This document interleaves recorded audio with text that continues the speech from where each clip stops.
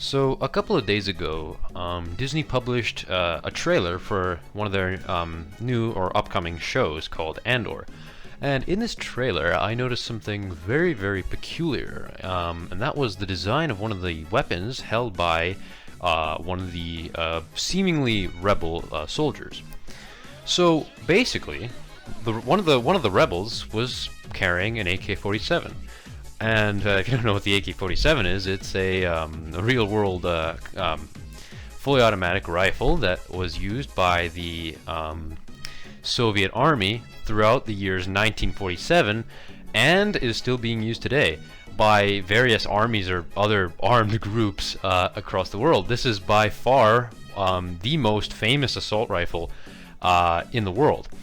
And what's really interesting to me is that this rifle has made its way to Star Wars. Now, we know from past Star Wars material that real-life weapons were used in the movies. For example, the if I can think of it, oh yes, of course, the Lewis machine gun, which was a British machine gun used in World War I.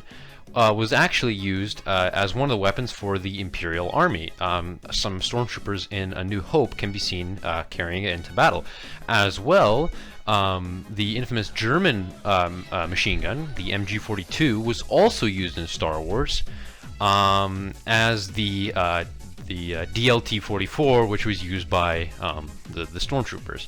And to name another, there's a few interesting uses of real-world weapons in Star Wars. Actually, another one would be the Luger, which actually was a variant of the Luger, or I think it was the Luger actually. Yeah, it was used in the DLT, some other the Han Solo's pistol, basically. I forgot the name, but yeah.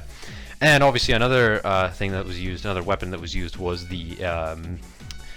the infamous M4A1, which can be seen modeled into the Rebel A280 rifle. Some elements of that rifle can or do resemble the M4. Now, there's also another weapon that is if I can think of it, I forgot the name. I know it's definitely not the Lewis gun. No, the Sten submachine gun. But I know that the Imperial E11 blaster rifle was based off of the Sterling, of course, Sterling 9mm machine gun, submachine gun. So we know that there's a lot of real-life weapons used in Star Wars that are somehow modified, but the AK-47 is probably the most iconic of the real-world weapons that we have seen in Star Wars. And to me personally, it's really interesting because I actually wonder what this weapon will bring. What will it, for example, what ammunition will it fire? We know that in Star Wars there exist firearms, obviously probably not as developed as ours, but they do exist. They're obviously not used that much because they are logistical and they're very problematic, as opposed to blasters. Obviously, blasters can fire off 500 rounds from a cartridge the size of a couple of matchboxes, and obviously a projectile weapon would need a humongous magazine to be able to fire that much ammunition, and obviously that would weigh a lot more. So obviously for a military, a blaster would be much more suitable. So now that we know that they exist, the projectile weapons, would this Star Wars AK-47 be firing these projectile weapons? Well, I don't know. No one knows. And what we also don't know is the name of this weapon, which I am curious to find out. What will be the name of this weapon in Star Wars? Will it be called the I don't even know what it would be called. It's called the AK-47 in real life because it was invented by a man named Mikhail Kalashnikov, who was a Soviet firearms designer who made the weapon in 1947. And Star Wars, we don't know. Maybe Mikhail Kalashnikov does exist in Star Wars and he's just long gone. And well, actually, that wouldn't make sense continuity-wise because the Star Wars galaxy technically takes place a long time ago in a galaxy far, far away, so that wouldn't make any sense. But still, interesting to see how this weapon came to be, and I'm also interested to see who its manufacturers would be because that would be even more interesting. But yeah, we can clearly see that these weapons are fairly new in the trailer. They don't seem that scratched, so that could mean that they are being produced. It's a new weapon that's being produced. So that would mean that someone's paying for the production of this weapon, which means, well, why? And why is it being used by these rebels? For example, going back to the previous point of discussion, that being that its type of ammunition, that means that if this weapon is, for example, used or fires projectile rounds, then these rebels could be using it exactly because these projectile rounds could be much more effective against lightsaber-wielding opponents. But that's obviously just a theory, and I think that this weapon will be using a plasma-based ammunition, because obviously the magazine appears much shorter than on the actual AK-47. So the magazine, if it's shorter, that probably means it's a plasma. What is it called?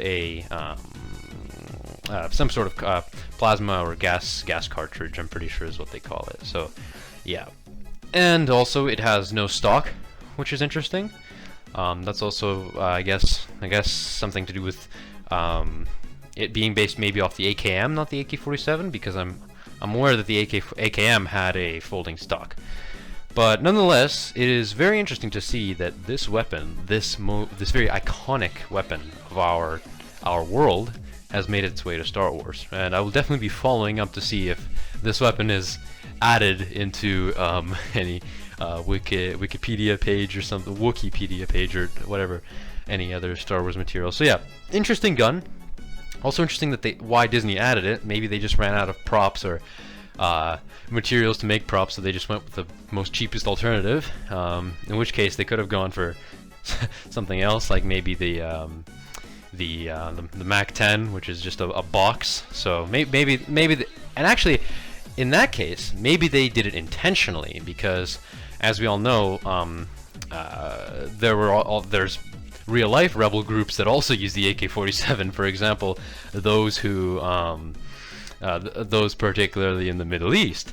So maybe there's some sort of correlation there, that they are trying to make like some sort of insurgent faction that uses the same weapons as ones in our timeline. So that's also just a theory, but still, again, very interesting weapon.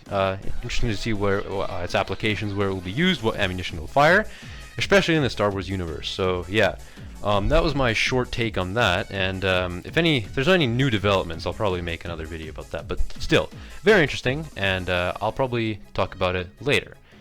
See you guys, thanks for watching, and goodbye.